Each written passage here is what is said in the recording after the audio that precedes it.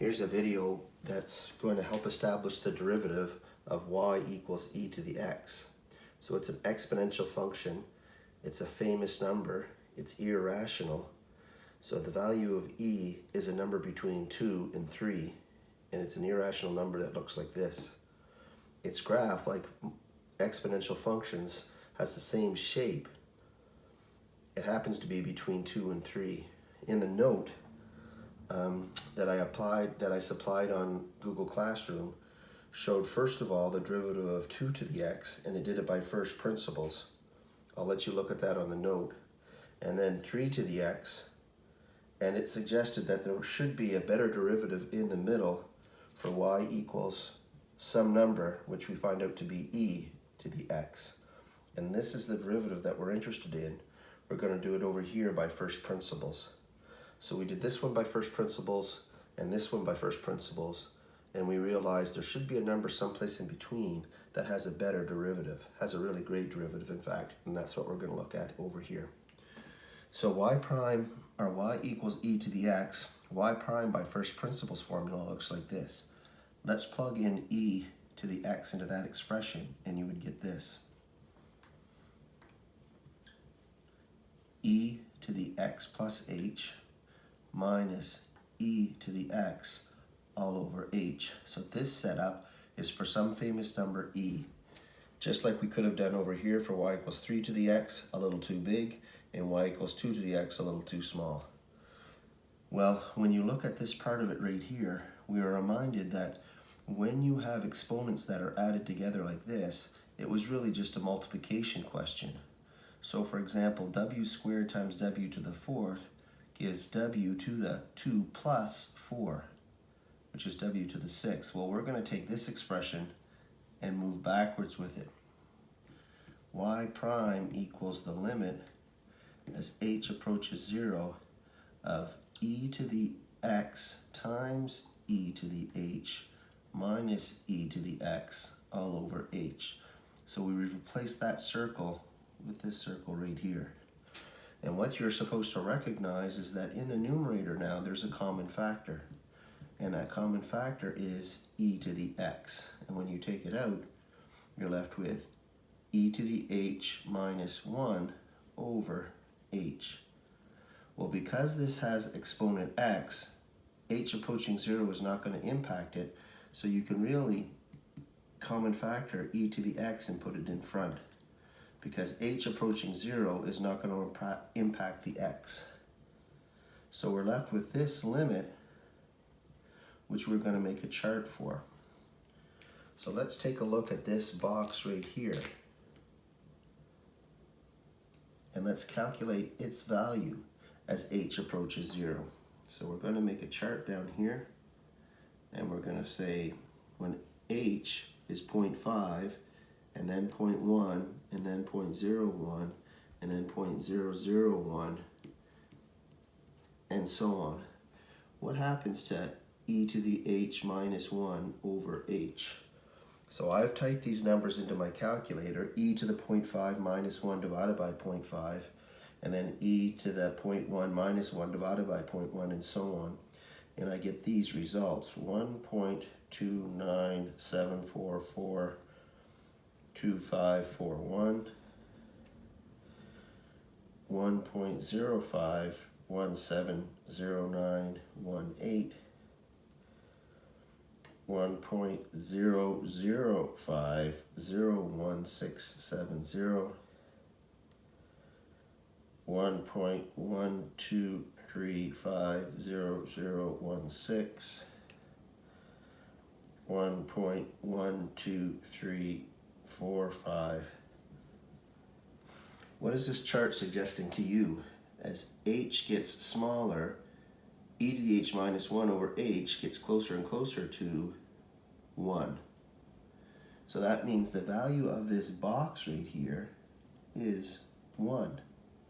So we have an awesome derivative for y prime, for e to the x.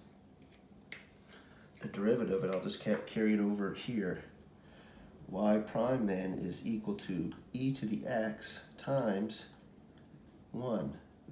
So you get an awesome derivative for e to the x. It's just itself. So starting with this function right up here, this exponential function that has this graph right here, its derivative, the slope of the tangent line, will be that. Over here, back on this board, we just wanted to show that if you do the same process for 2 to the x, you get a derivative y prime equals 2 to the x times some ugly constant that's about equal to 0.69 blah blah blah, not a very nice number. And then if you did the same thing for 3 to the x, you would get y prime equals 3 to the x times some ugly constant a little bit bigger than 1, something like that.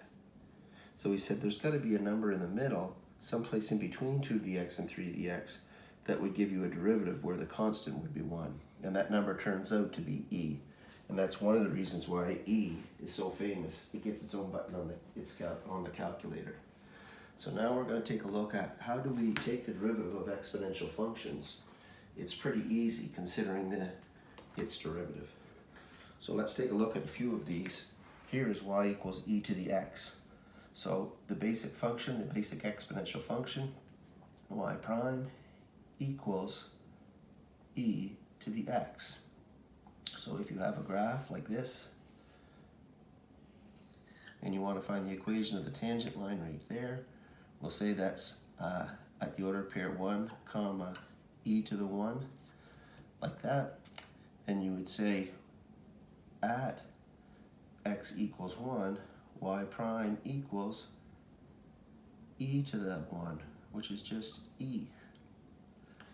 So then you could find the equation of the tangent line by saying y minus y1 equals m onto x minus x1. So y minus e equals m, which is your slope, e x minus 1. So y minus e equals e to the x minus e, y equals e to the x minus e plus e, y equals e to the x is the equation of the tangent line. Here is a product rule, first and second. Y prime equals first x cubed times the derivative of the second.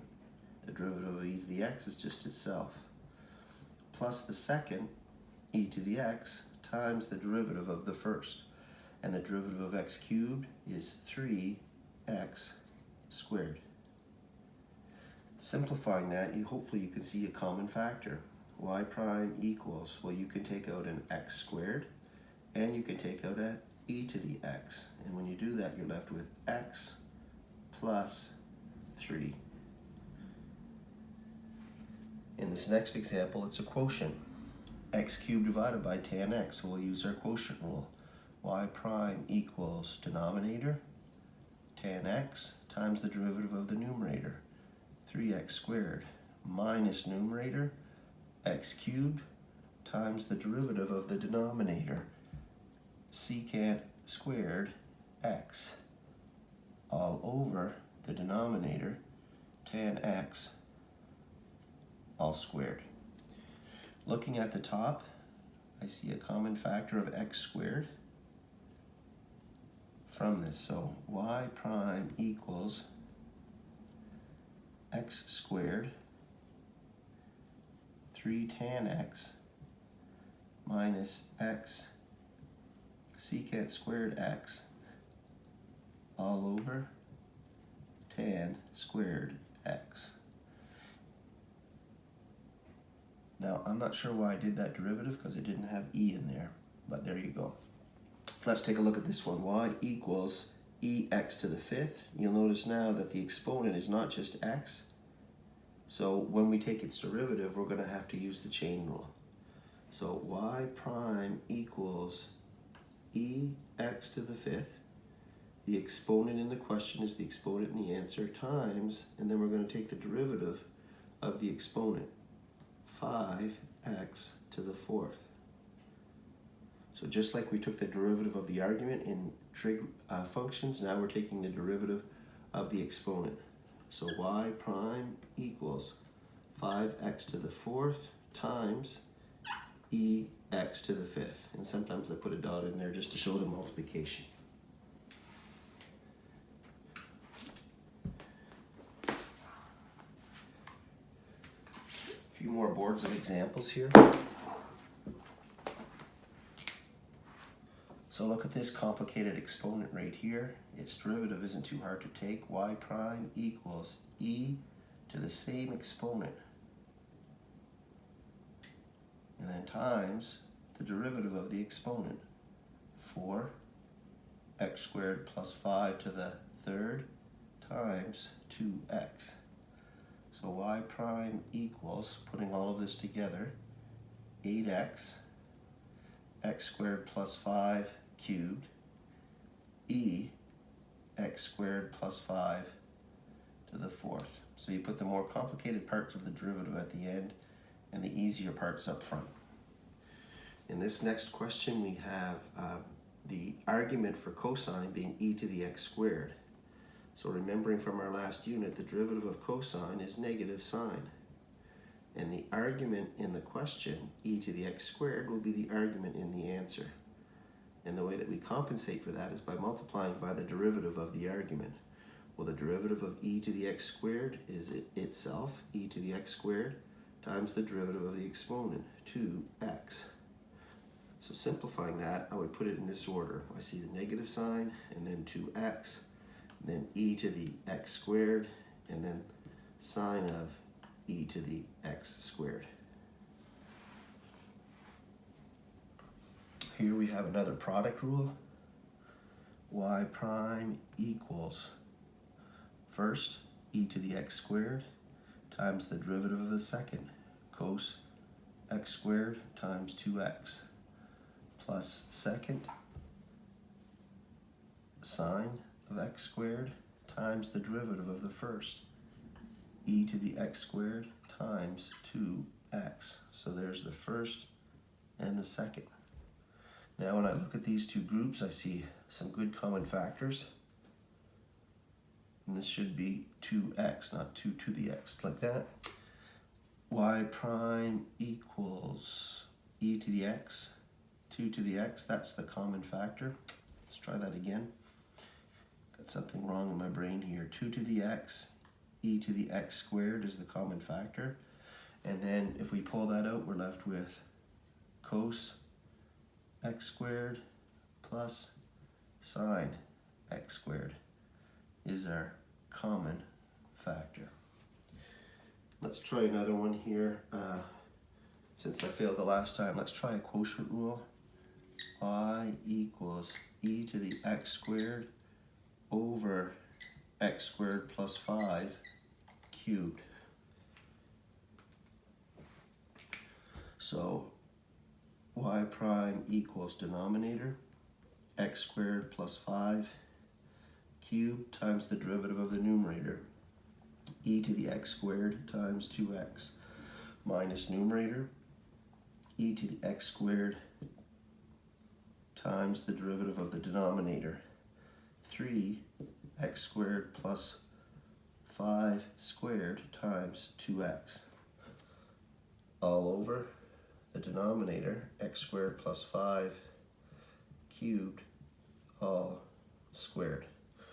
We'll look at the numerator and see what you can see as a common factor. I see a 2x, I see a e to the x squared, and I see x squared plus 5 squared. Well, when you pull all of that out of the top, out of the numerator, you're left with x squared plus 5 cubed minus 3. Excuse me, that should just be x squared plus 5 minus 3. And all of that over x squared plus 5 to the 6th. So the last part of this derivative will be canceling this with this, making an exponent 4. So y prime equals 2x e to the x squared.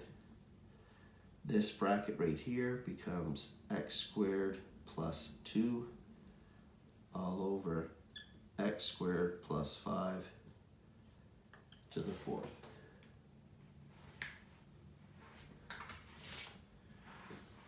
Try to do a couple more questions here. Here's a question where it says find the equation of the tangent line at x equals 2. Well, let's first of all calculate the derivative using the product rule. Y prime equals first x times the derivative of the second e to the x plus second e to the x times the derivative of the first 1. Common factoring out an e to the x, you get that as your derivative. Now let's put the number 2 into the derivative to see what the slope of the tangent line is. So at x equals 2, y prime equals e to the 2 times 2 plus 1. So y prime equals 3e squared. That's the slope of the tangent line. Now let's see if we can find the value of the ordered pair. So at x equals 2, y equals, and we're just plugging it into here now, y equals 2e to the 2. So the ordered pair is 2 comma 2e to the 2. And we're going to take and plug that into our formula for finding the equation of the line. Y minus y1 equals m onto x minus x1. So y minus 2e squared equals 3e squared x minus 2. So y equals y minus 2e squared equals 3e squared times x minus 6e squared. Y equals 3e squared times x minus 6e squared plus 2e squared. So y equals 3e squared times x minus 4e squared. And that's the equation of the tangent line. Last thing that I'll do is give you an implicit differentiation here.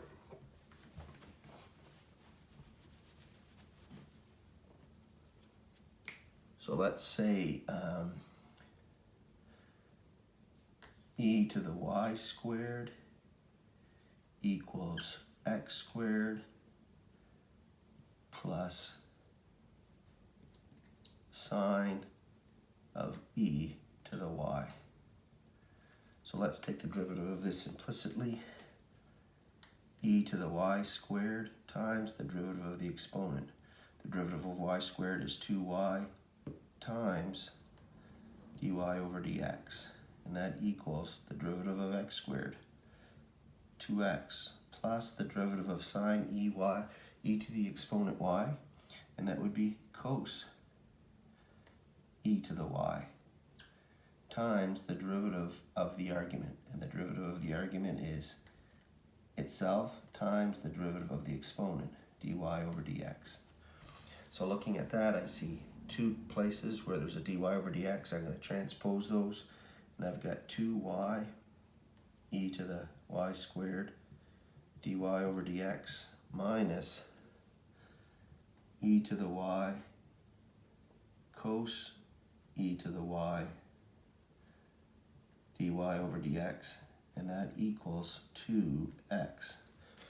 Just common factor out the dy over dx, and then you're left with 2y e to the y squared minus e to the y cos e to the y equals 2x. So dy over dx equals 2x over 2y e to the y squared minus e to the y cos e to the y. And I realize I didn't write that one as an exponent up there. I hope that helps. You can work on that homework that was assigned yesterday now.